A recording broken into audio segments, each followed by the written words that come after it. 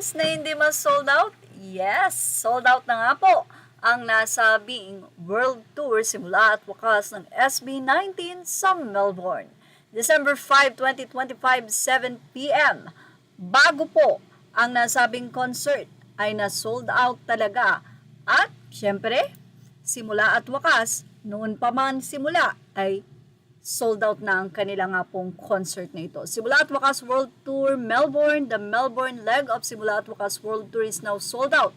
Thank you for all the love. Grabe talaga ang 18. Grabe. Wala akong masabi kundi grabe.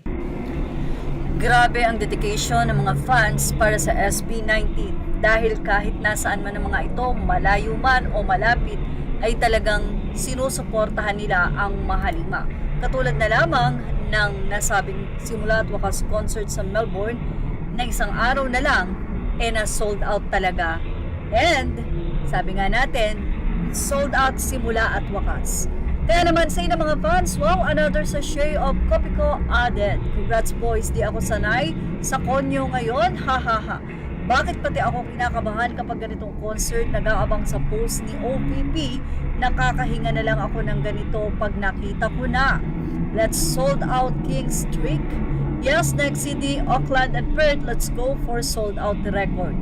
Ito talaga ang inaabangan ko. Congratulations SB19 Onesie Entertainment sa another Kopiko Estes sold out. SB19 Melbourne is in AEDD, better to correct the time to avoid miscommunication.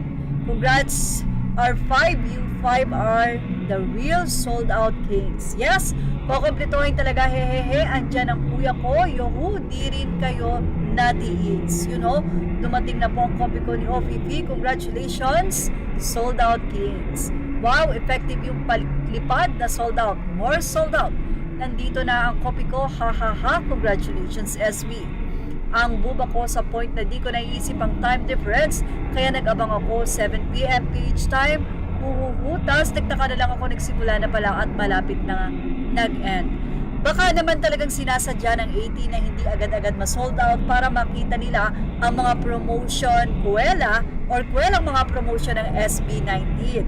O tignan nyo, dahil medyo yung pagka-sold out hindi agad-agad, nagkakaroon ng makukulit na video ang SB19 na which is baka naman talaga ganun yung ginagawa ng fans o medyo tignan muna natin kung anong gagawin promotion ng SB19, diba?